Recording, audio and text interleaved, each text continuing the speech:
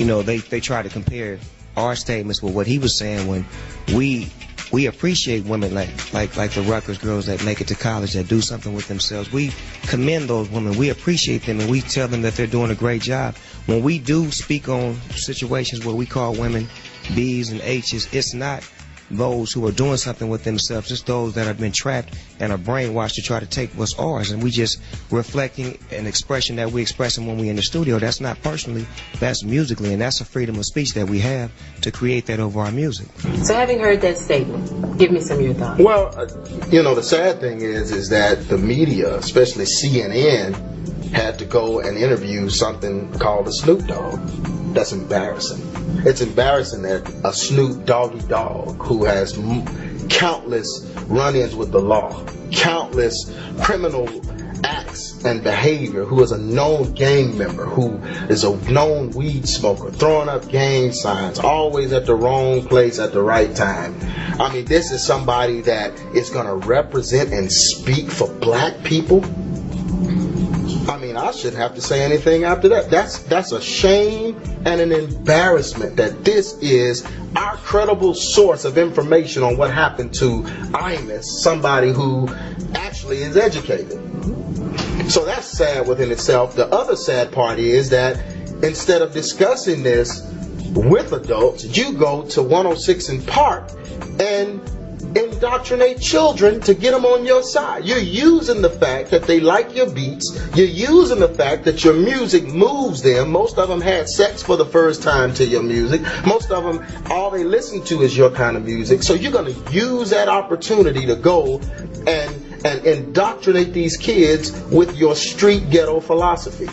The saddest part about his philosophy is, on 106 in Park, he said the same thing. He tried to make it like I really didn't say that on CNN. They changed my words around. They pieced all this together, and that's not what I said. They said, okay, well then tell us what you said. And he said the same thing.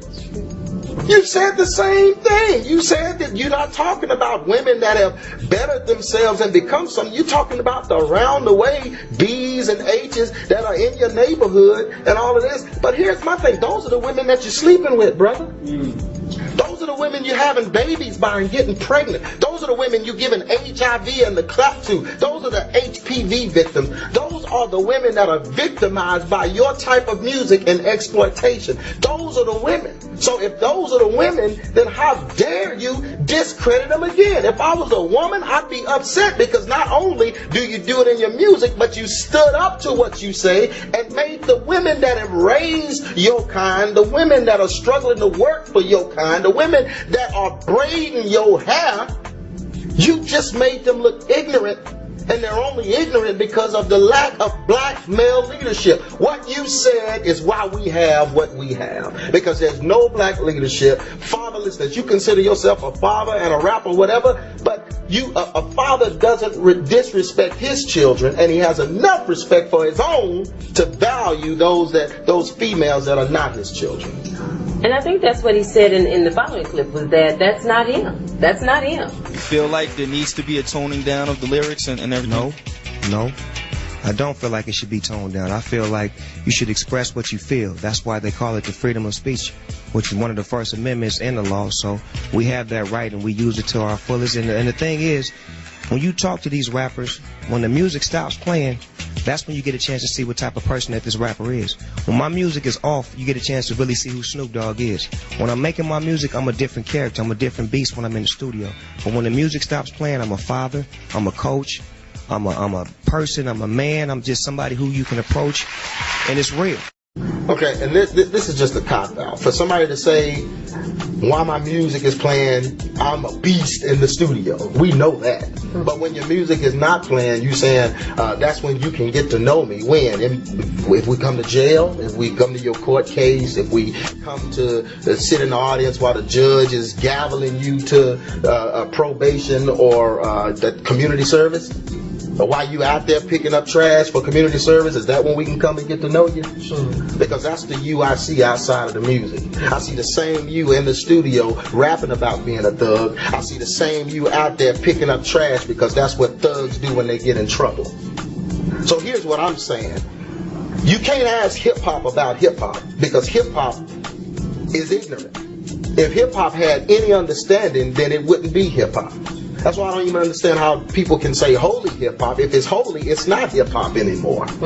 Hip-hop is an animalistic spiritual condition that our children have picked up for the lack of fathers in the home. And this Imus situation has shown it. Now, I'm sorry that Imus lost his job, and I'm really sorry that he had to make the statement. He should not have made the statement that he made. It was a wrong statement. He should not have said it. But I don't think Imus should have been fired for it. I think if you're going to fire Imus, yes, fire every rapper, every...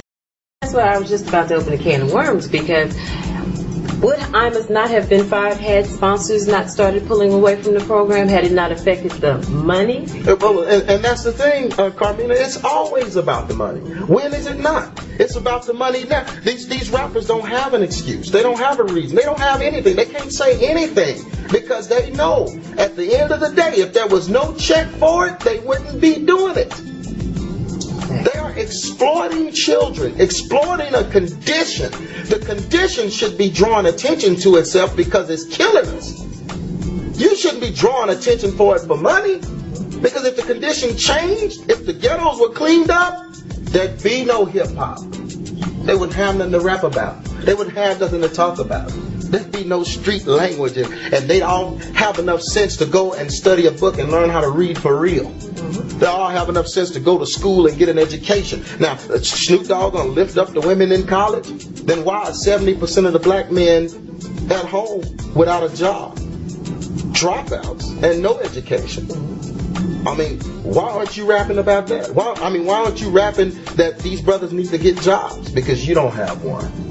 Why aren't you rapping that these brothers need to provide for their family and be a role model and not use pervasive lyrics and language and not degrade women? Why aren't you rapping about that? Because you're not doing it. You can't rap about it. You don't understand that. All you understand is the street. And if the street is profiting you, then you're going to keep talking about what's from jail. So that's all they see. So that's what I'm saying. Is this not obvious, America? Is this not an obvious problem? I've been preaching the truth behind hip-hop for 8 years now, traveling. Now, all of a sudden, there's an issue with hip-hop? Come on, America. Come on, church. Black church. Are black leaders, black church leaders embracing it? Why? Because it's all about the money. And it will always be because the Bible said the love of that money is the root of all evil. So at this point, so for our churches that still have the Hip Hop Sunday, the Hip Hop Youth Services, the Hip Hop Family and Friends Day, what do you say to them? Read your Bible. Get closer to God. Get an understanding of what it is. It's not music. I'll put it this way. If it was just about music, your children would not change their very existence for it.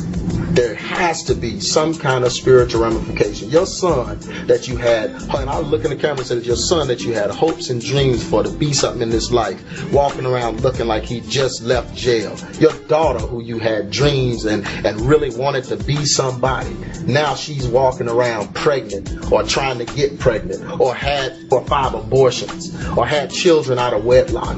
Your hopes and dreams are being snatched right from under you in the church. Because pastors are lascivious, pastors are lustful, and they're wanting this hip-hop element to quiet the kids down while I take the parents' money. And America, and I'm telling you, we're gonna have to pay for this. And we're paying for it right now with the highest abortion rate, the highest jail rate, the highest HIV rate, the highest dropout rate. We got the highest in all of these categories, and yet none of them are being preached in the media or in the black church on a large